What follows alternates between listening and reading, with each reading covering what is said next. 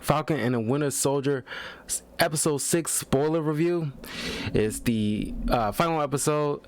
Man, we'll just like in this episode they just dive right into it, man. But so quick thing first is my birthday. If you watch this on April 23rd, today's my birthday. I'm just gonna be doing a couple of reviews, this and Mortal Kombat movie. So just these two, but I'm just gonna take a break for a while. Probably be like hopping back into some walkthroughs, possibly either Sunday or Monday.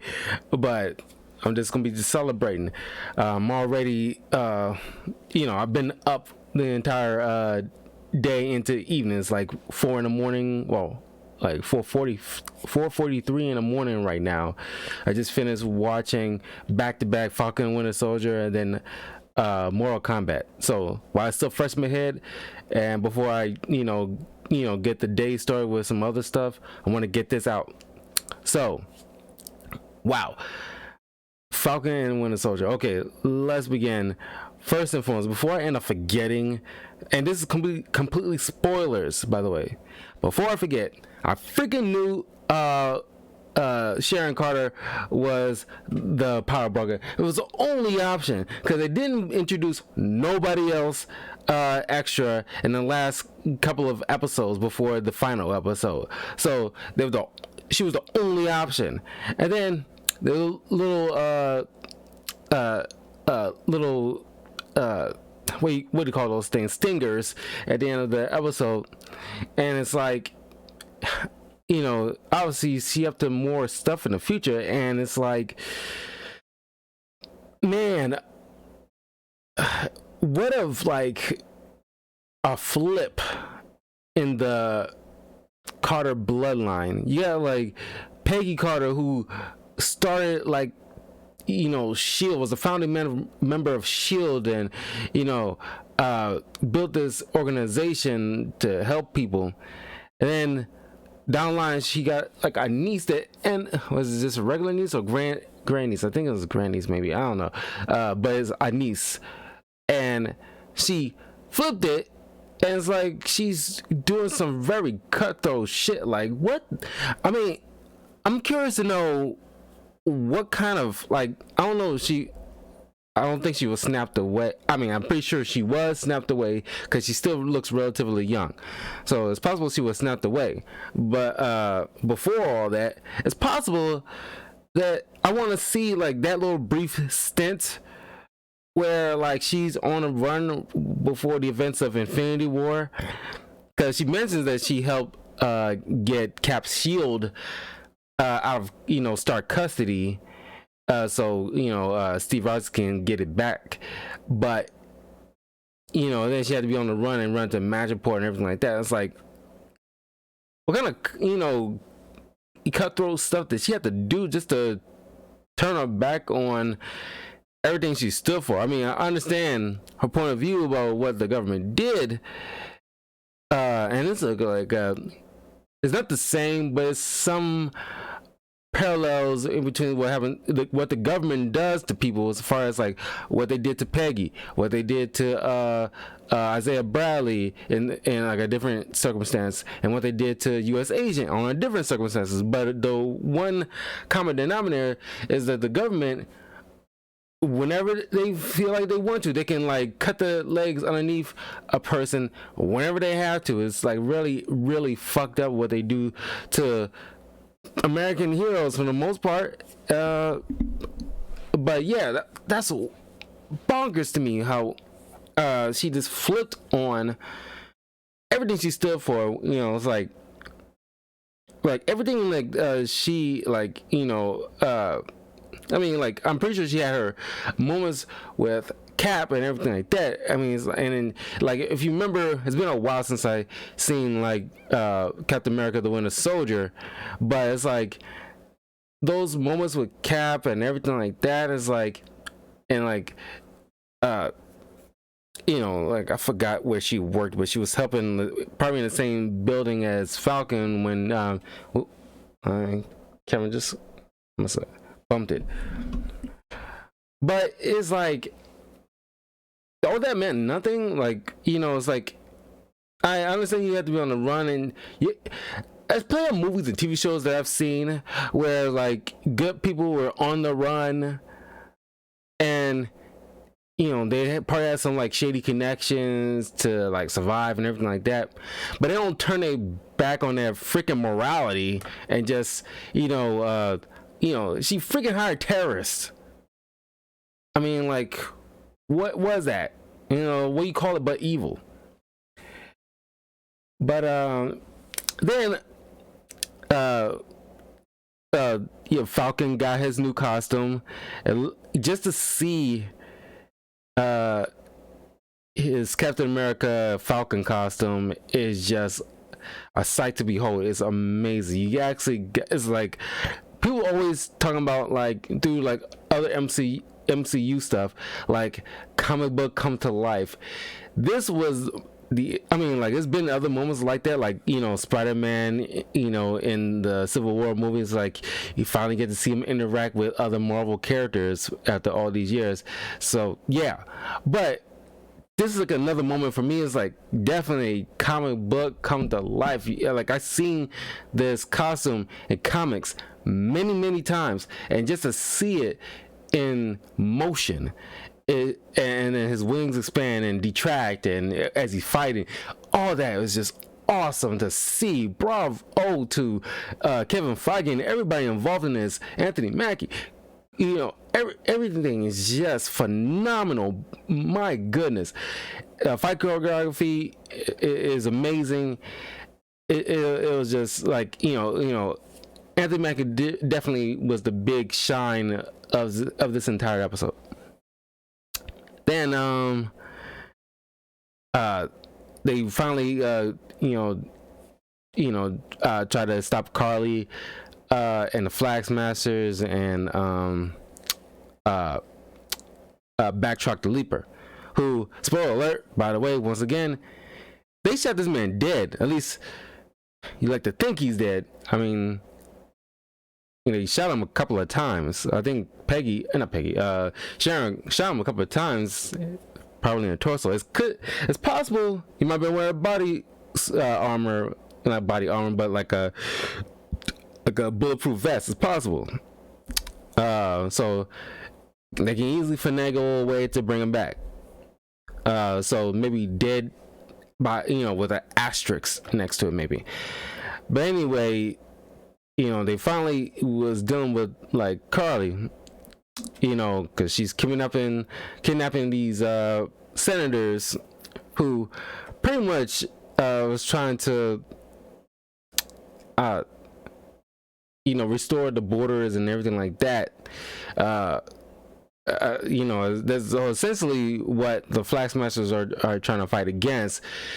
Just a refresher, people being brought back after the snap, and they're pretty much are refugees, and then it's a whole complicated mess about like relocating everybody, and it's like it's a whole thing. I'll get to that in a moment. But when they they moved into these vans, tried to steer them away, and then Carly just like full blown, not full, I won't say full blown villain, but she just completely resigned herself as like, well, if I had to kill him, I have to kill him. It's like, and then you can see her partners is it's like, we're supposed to just use these guys for leverage for negotiations and stuff like that. And it's like, yeah, but push comes to shove, we'll kill him. Yeah, it's not. It's one world, one people, or however the saying might go. And they hesitate to repeat the line throughout this entire season. They always, one world, and they say one people, and they couldn't even bring themselves to do it right away, because it's like you're really gonna kill these people, and they still have like a soul. But then Bucky came in while trying to track them down by vehicle, but Falcon, who is dealing with another Flag Smasher who took a different group of people. I don't even know if they were even senators, because like I don't know why they didn't come in with the other group by van. I don't know. Like I missed something there. I like to think they still senators. I think so. But anyway, they send a traveling by helicopter with Flag Smasher driving or at least flying the helicopter, Falcon doing all these cool ass maneuverabilities through the air and with the shield, and he's wielding that shield like a pro, and like, you know, dodging bullets. He got Red Wing back in place. I'm pretty sure it's the Wakandans who fixed Red Wing, because his was all jacked up last time. But it's a cool thing which I love to see, because like reminds me of, like, because I did see like the Boys TV show, and it's like certain things of those little fake heroes, you know, I don't even want to call them heroes. It's supposed to be a freaking satire. I don't like that show really, but the fact that it was cool to see that, you know, he using his head like, okay, I want to take this guy out, but I don't want the plane crash. So he has Red Wing, you know, do like a eye scan of the other people in the plane, just to see like, okay, see who has any kind of flight experience. There was one woman sitting in the middle seat, it's like that has, you know, some flight experience. I think she was part of like the Air Force or something like that. It looked like, you know, like an image popped up onto the his little head display, and, you know, with the image of her like in like a, you know, flight suit kind of thing. I think she was like in the Air Force possibly. So like, okay, you know, then he hacked her phone, you know, tell her what's what. Okay, well, count down to 5, from 5.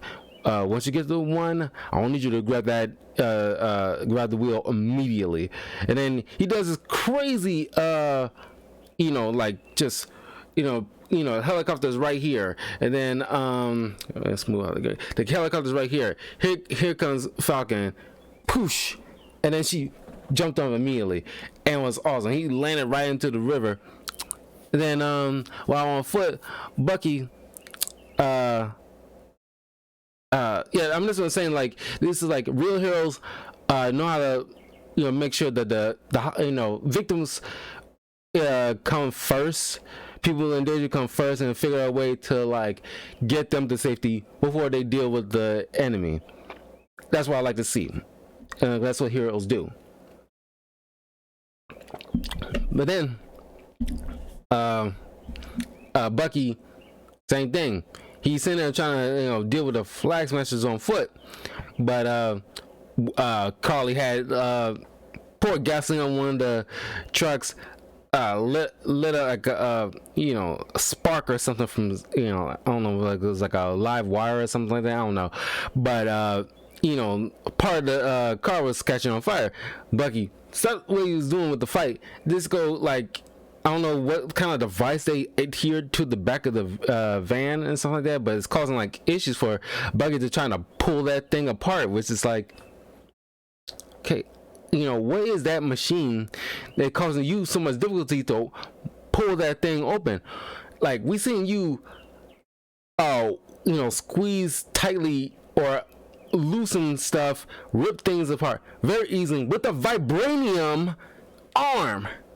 I mean, if it was the, you know, the older version of the arm, maybe I can understand. But this thing, you should be able to do all kinds of stuff when you flex the muscle of that arm. There's no reason why you should take, you know, more than maybe like a minute or two just to rip that thing open. I mean, at the very least, you should see that, like, you know, bend immediately. It may not rip off immediately, but as soon as you know, apply force with that arm, I should see like bending immediately. But it took like almost like a few minutes to see any kind of bending until it finally just broke apart. I thought that was weird. But anyway, he saved one group of people in the truck, and it was nice to see like one of the hostages just say like, "Thanks, you're a hero."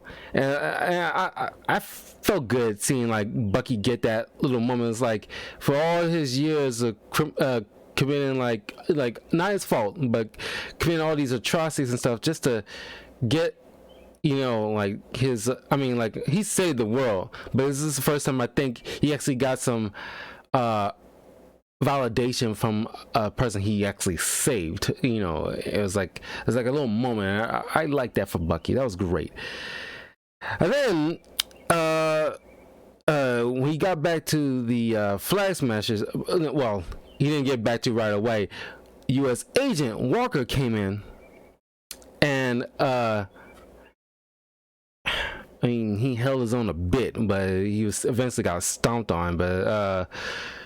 But he was definitely out for blood, and it's like during that line, it's like it's like a variation of like Black Lives Matter. It's like Carly was trying to apologize. It's like, I didn't mean to kill your friend. It's like, he didn't matter. Like, he didn't matter to me. And then like Walker was like, Lamar's life didn't matter to you? Are you saying Lamar's life didn't matter?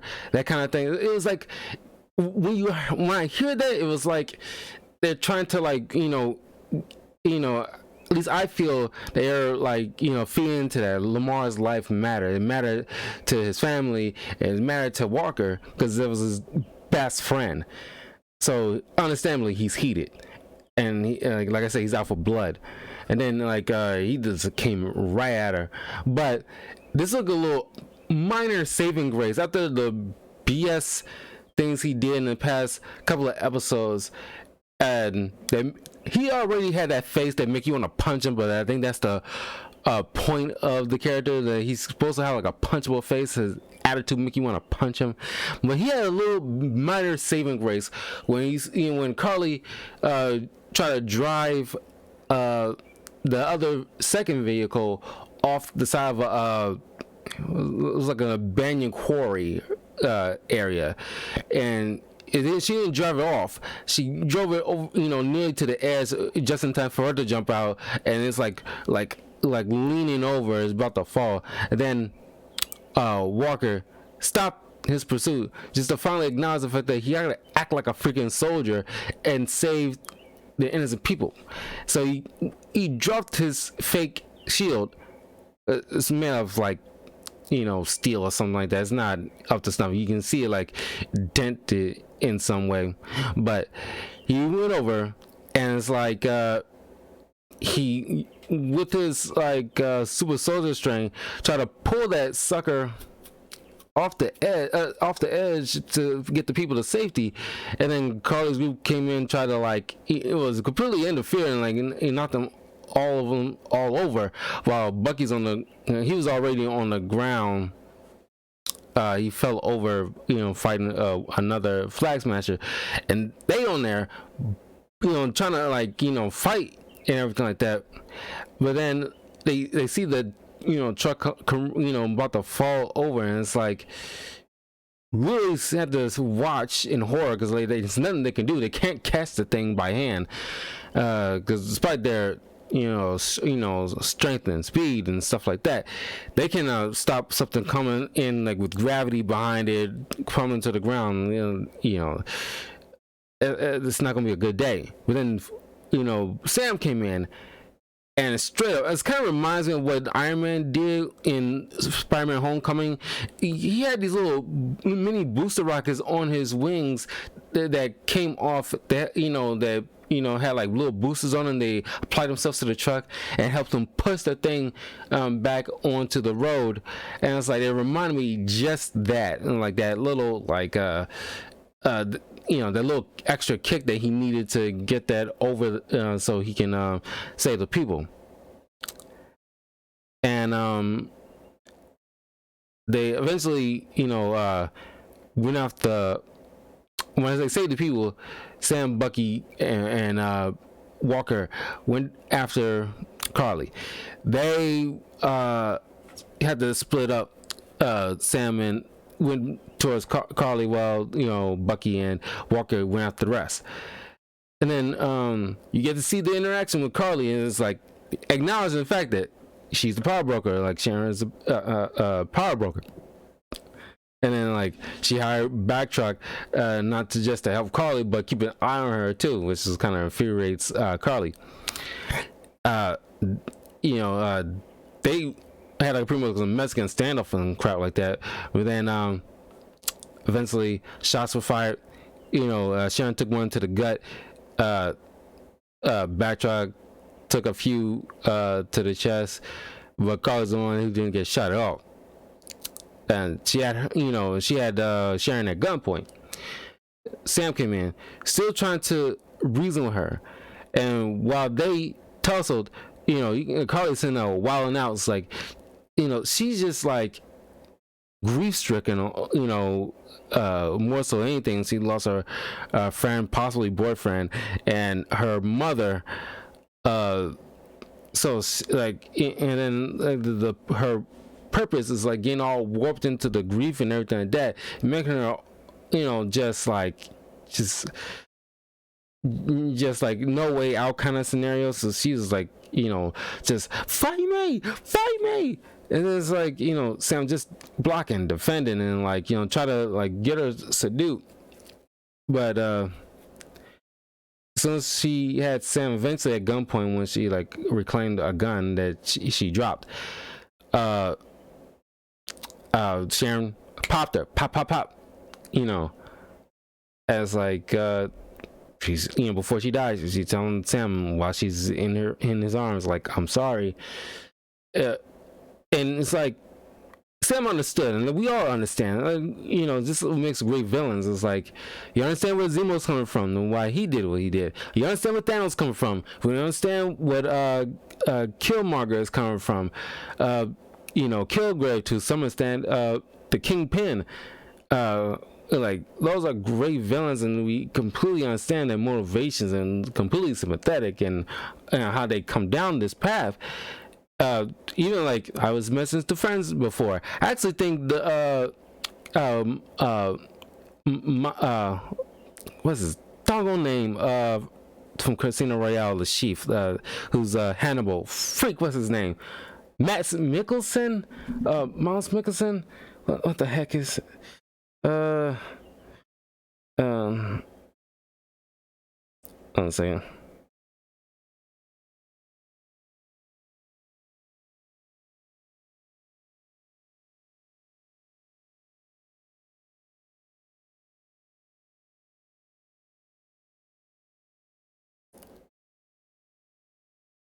So a second here.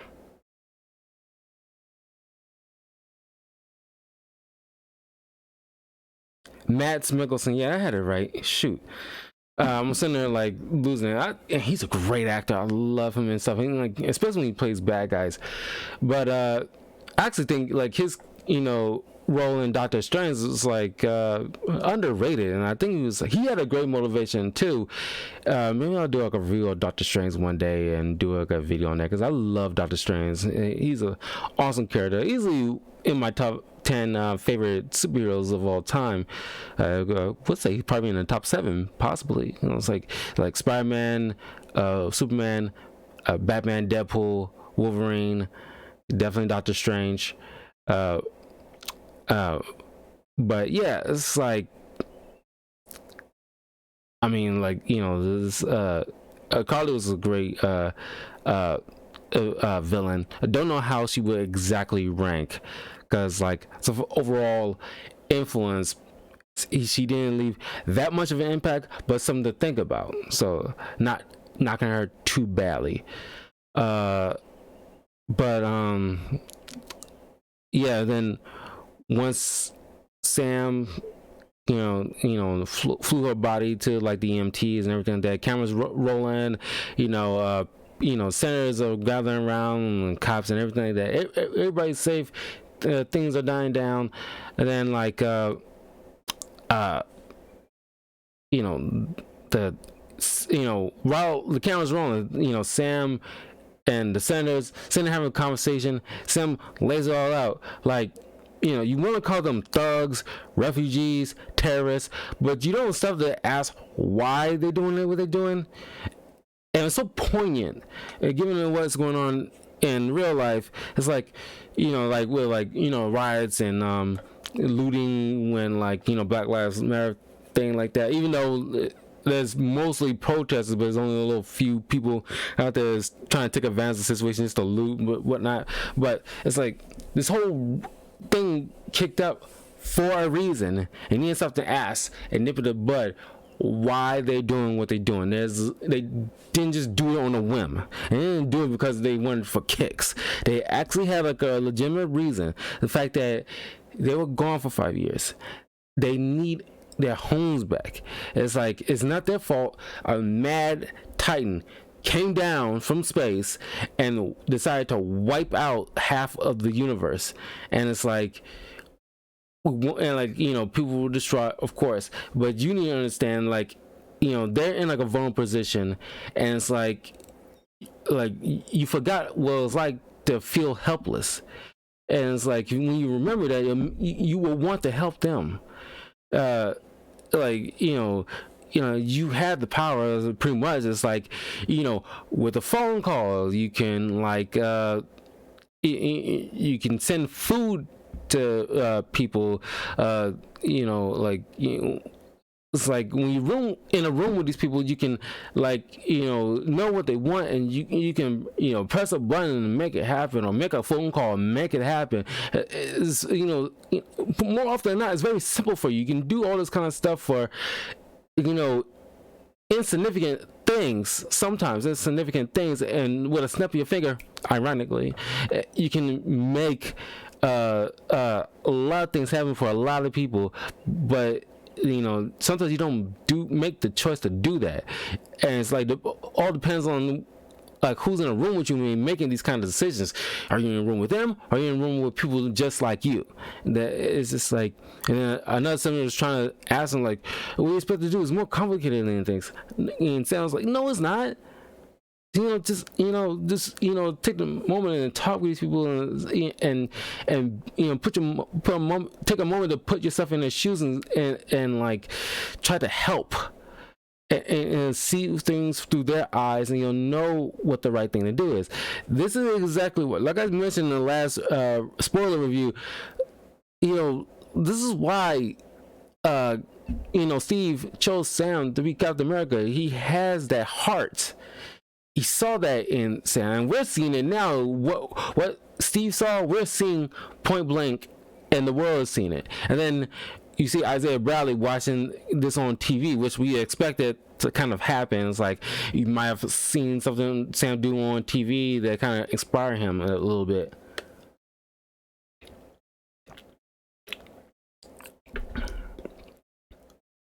And it's like, we really wanted that scene. I hoped we would have gotten that a scene like that. And they didn't exactly, like, portray exactly how they were gonna fix everything for people who came back in a nice little neat bow. But it's like, you seen them get the picture, and maybe in like future movies or TV shows we'll see some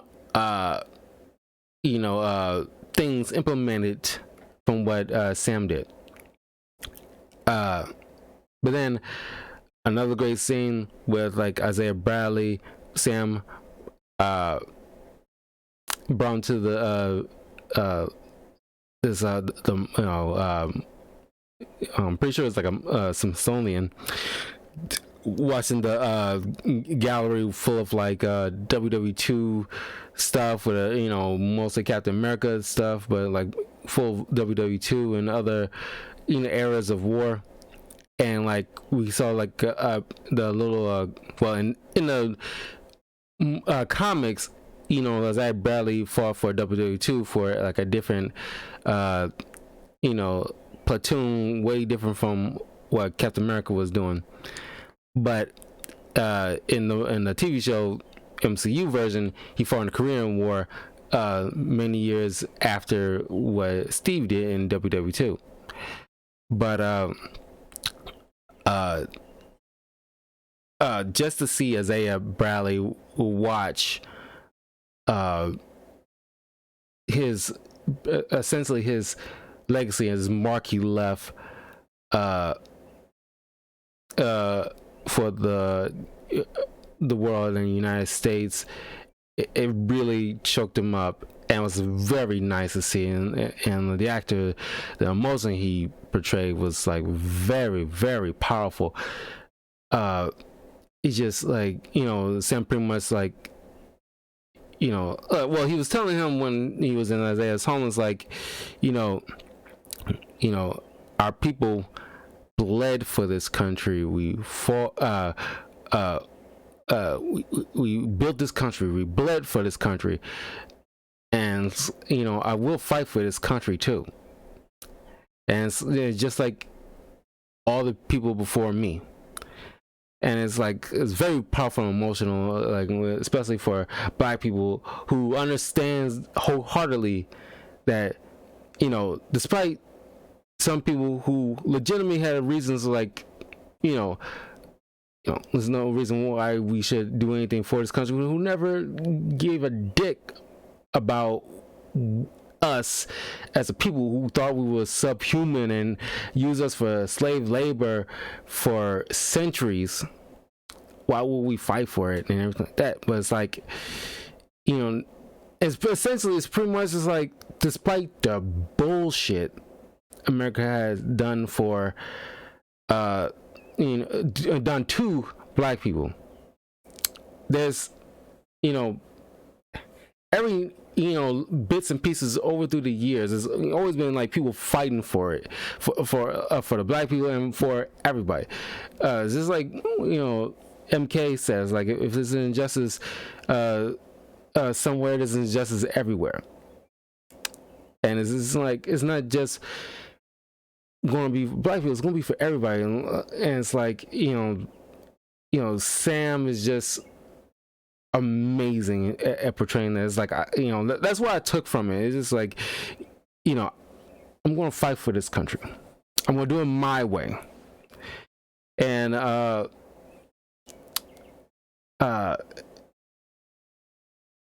was watching like a sense, not podcast, but it's a sense like, watching like a Twitch stream. We were talking about, the Channel Awesome. If you watch Channel Awesome, they're amazing. I was watching their Twitch stream, early afternoon yesterday, and one of them, mentioned something that was so freaking funny, and I kind of agree with. It's just that he was mentioning Dog Walker is his name. He mentioned that like I'm sorry, I don't give a damn about that boat. It's like I kind of agree. It's like the boat was kind of a metaphor, in like the first episode, and I get it, sure, but it's like, by the end of the series, well, at least that boat stuff was wrapped up in the episode 5 and everything like that. But that damn boat only showed, like, at least that whole thing about that boat only showed up a couple of times in this freaking series. And it's like, I get it's important to them, but in like the grand scheme of things, at the end of the day, does anybody really give a shit about that fucking boat? Anyway, the whole entire Isaiah Bradley thing, that was wrapped up very nicely. People was very much concerned about how that was going to wrap up, and they did it very appropriately. Then you got like Val, she came back a little bit. Elaine Bennett from Seinfeld, the Veep star, she came back, got Walker his U.S. agent costume straight from the comic books, but got a little handgun and a little holster and everything like that. And she pretty much hinted like, don't worry about the shit. We'll get you a shield of your own. So it's like, I swear they sent up the Thunderbolts, and it's like, and then she mentioned that because like when they got like the rest of the Flag Smasher crew rounded up, and they caused a bombing in the back of the truck. Well, she calls a bomb in the back of the truck. At least she hinted at it. She was like playing coy with it. Yeah, just kidding. I mean, I did, but maybe I did. But just whatever. But maybe I did. And it's like, And it's like, yeah, she's having fun with this, obviously. But all I'm thinking in my head in that exact moment, I'm thinking about Agatha Harkness, and in that song, it was Agatha all along, and I was thinking like, I want Val to have one of those too. It's like, because like she's kind of like that kind of character. It's like, you know, it was Val all along, and I killed Peggy Carter too. And then it's like, I want that. That'd be so funny. It's like, she is that kind of character to me. I was like, yeah, I went like that. It was Val all along kind of thing. But yeah, I mean, this episode was amazing. Definitely amazing. It'll be, you know, cool to see what Falcon and or Captain America and Bucky will be up to in future MCU stuff. What you know, I kind of wished, because I thought it was gonna happen. I don't know where I got this from, but I thought at some point, at least maybe in the final episode, that we have Old Man Cap show up a little bit, kind of like, well, it's like in my head canon, I was kind of expecting after the whole ordeal was over and Sam's at home and Cap is sitting at the, you know, living room or something like that, and it's like just telling Sam was like, yeah, I saw what you did there, you know, I couldn't have done it better myself, you know, just, you know, letting Bucky know, I mean letting Sam know, like, you know, he's watching from afar, and like, you know, every once in a while he checks in to see, like, you know, I mean not physically, but he's privy to certain situations popping in every once in a while, and he just want to like give that little, you know, approval, like, you did well, man, you know, I'm proud of you kind of situations. Like, I couldn't have done it better myself. Yeah, I've kind of wanted that. You know, it's all right, but it's just like I wanted that little brief moment of like Chris Evans in his old man makeup, just saying like, you know, you did well, man. Like, why do you think I chose you in the first place? Like, you had the stuff. I mean, you know, like I saw that spark in you, and you know, and like I knew he was going to do great things. I kind of quoting Miles Morales' father in Spider-Verse, but it's kind of like that, you know, not behind the door and telling him this. Is like, you know, I saw that spark in you, like, you know, the moment I met you, and the more we worked together, like I knew that was, you know, that you had that in you to be Captain America, because like I knew I wasn't going to do this forever. Because this is essentially low-key kind of grooming Sam into being the successor all along. I was kind of half expecting that, but you know, it was all right. But that was the final episode of Falcon and Winter Soldier. It's an amazing series. It's definitely, I love WandaVision, but Falcon and Winter Soldier was so much more I wouldn't say more entertaining, but it's just so great of a watch, and I cannot wait for Loki show to come on. I'm pretty sure that's gonna be probably even topping this, because all the wacky stuff he's gonna be going through, all these different time periods, and there's like, you know, him fooling around using his magic, and like, if you've seen the trailers, it's amazing, and Tom Hiddleston's gonna do phenomenal, so I can't wait for that. So thank you all for watching. Don't forget to leave a like, comment, subscribe, all that good stuff to Talkative Carl on YouTube, Twitch, and Twitter. Don't forget to follow me on my Patreon.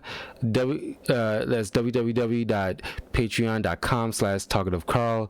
I have a tier system, just like $5, $10, and $20 tier. Check it out if you get a chance. Pretty much like letting you guys choose, you know, whatever thing that you would like for me to review for you guys on a very like special in mind to you personally. I'll you know take a look and you know, put on a list of stuff to review, and yeah, I'll definitely give you a shout out. I just want to build this community even bigger than it already is, because it seems like I've been getting like a lot more followers and subscribers in the past couple of weeks, and you guys have been amazing through this whole time. I didn't know how this on camera stuff is going to work out, but it's something I've been thinking about doing late last year, but you know, this has been great. My chaotic lore videos been like booming like freaking crazy. Like didn't know there's still fans out there. Apparently there's a lot of you guys, so if you haven't checked it out, check those out. Check out all my video game walkthroughs. There's more coming down the line. I have my Xbox Series S coming in the mail soon. I finally got the spot, because I was just fumbling through this Walmart website, saw it was in stock. I immediately jumped on it, purchased it. It's gonna be here in some point next week, so I'll do like a unboxing video for you guys. There won't be any kind of like games I want to play on it yet until like Gotham Knights and Suicide Squad game come out, and that won't be next year. So right now I'm just waiting for the PS5 to become available, because later on this year Horizon Zero Dawn 2 coming out, and God of War is coming out this year. I want to get those so I can do new walkthroughs for those. Some of my subscribers and followers want me to do possibly a walkthrough for one of the two previous God of War games, like 3 or the recent not reboot, but like the last God of War game, or the first Horizon Zero Dawn game. I don't know which. Honestly, I might do a poll maybe and let you guys decide. Maybe put it on Patreon for you guys to decide, and Patreon, Twitter, and let you guys decide which one for me to do a walkthrough of. I'm slowly leaning into maybe Horizon Zero Dawn, the part 1, but please leave a comment below which one you think I should hop into to play for the walkthrough. I already got a couple of other walkthroughs I have in mind to do, and those are going to be long, so I just want to wrap up Pokemon Let's Go Pikachu and get that out the way, because it's mainly my only walkthrough for the time being, but I want to concentrate solely on that. Once that's done, I want to do a walkthrough of Final Fantasy X, because I already did my other two favorite Final Fantasy games, 7 the remake and Final Fantasy 15. So I want to do 10 just to make sure I got all my favorite Final Fantasy games into the walkthroughs on my channel, and that's www.youtube.com/targetofcarl. If you don't know, check out my videos there. You might find something that you might pique your interest. I got a lot of animated related stuff like Yu-Gi-Oh, Legacy of the Duelist videos, Pokemon, Borderlands, Mortal Kombat, or Overwatch, a bunch of stuff. And then I might do Fire Emblem 3 Houses as my next walkthrough after Pokemon Let's Go Pikachu, then Final Fantasy X coming afterwards. But getting towards like I'm pretty sure like around that time when I get around to that, depending how long 3 Houses is going to take, because that might take a minute. It might run through concurrently with Horizon Zero Dawn 2 and God of War Ragnarok. But just trying to fill you guys in on what my plan is so far and what's coming in the future. So take care, love you all, and stay tuned for the Mortal Kombat movie review that I'll have up soon. So I will see you all later. Bye.